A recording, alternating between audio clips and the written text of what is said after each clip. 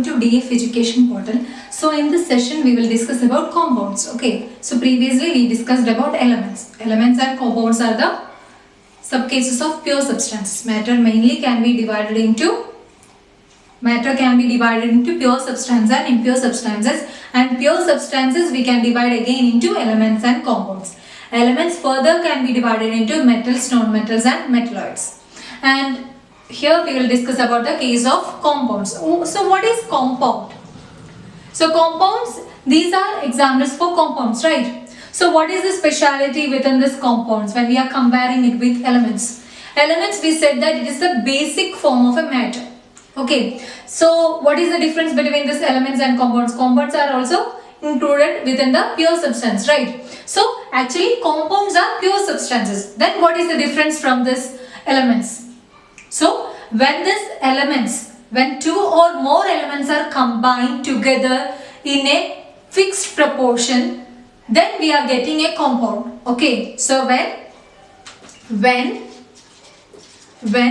elements, two or more elements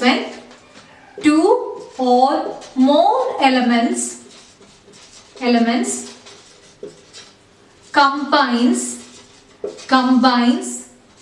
in a fixed proportion, we are getting compounds.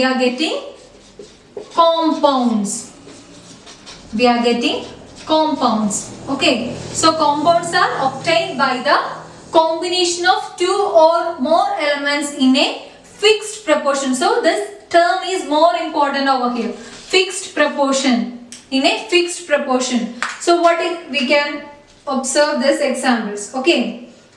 So water, carbon dioxide, carbon monoxide, carbon tetrachloride, methane, sulfuric acid. These examples we are taken over here. Okay. So we can get into these examples. Okay. So what are the elements present? In case of water, hydrogen and oxygen are present. Okay, so what is from this molecular formula we can say that the amount of hydrogen is 2 and the amount of oxygen is 1. So the ratio of this hydrogen and oxygen within this water molecule is 2:1. Okay, and in case of carbon dioxide, C and O, number of carbon atom is 1, number of oxygen atom is 2.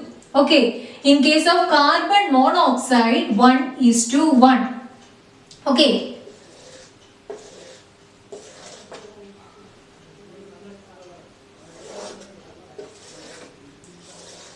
CCl4, carbon and chlorine. One carbon atom and 4 chlorine atom. Carbon tetrachloride. CH4, methane. C and H, carbon and hydrogen, 1 carbon atom and 4 hydrogen atom, 1:4. H2SO4, sulfuric acid. What are the elements present here? Hydrogen, sulfur and oxygen. Number of hydrogen atom 2, number of oxygen sulfur atom 1, number of oxygen atom 4. Okay, so here we can say that in water molecule, hydrogen and oxygen are combined. The number of elements present here is hydrogen and oxygen, 2 elements are present, and the fixed ratio, what is the fixed ratio within this water molecule? 2:1 for hydrogen and oxygen. Similarly, in case of carbon dioxide, what number of elements present is 2 and the fixed ratio is 1:2. Okay, and in case of carbon monoxide, fixed ratio is 1:1. When carbon and oxygen are combined together in 1:1 fixed ratio, we are getting carbon monoxide. When this carbon and oxygen is combined together in fixed ratio 1:2, we are getting carbon dioxide, and these two compounds are completely different, but these are pure substances. Okay, so that is the role of fixed proportion in this compound.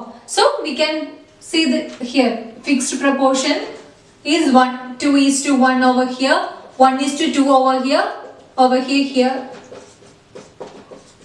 2:1:4, right? Okay, so in carbon dioxide, the fixed ratio is 1:2. Carbon monoxide, the fixed ratio is 1:1.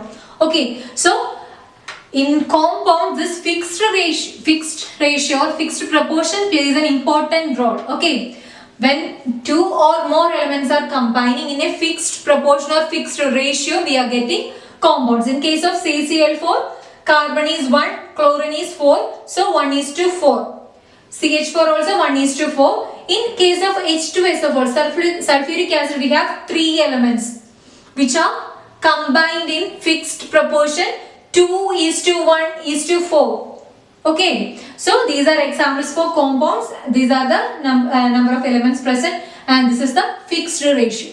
Fixed ratio. So this is about compounds. Okay. So in compounds, 2 or more elements are combined together in a fixed proportion or fixed ratio. So when we are comparing these elements and compounds, the main difference is that elements are the basic form of matter and compounds can be formed from these elements by the chemical combination.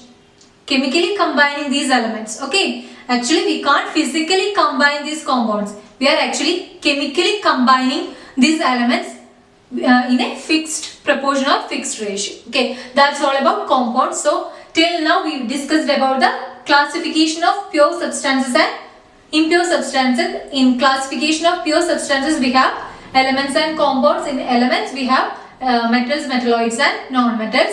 In compounds, there is no further classification. In case of mixtures, we have homogeneous mixtures and heterogeneous mixtures, right?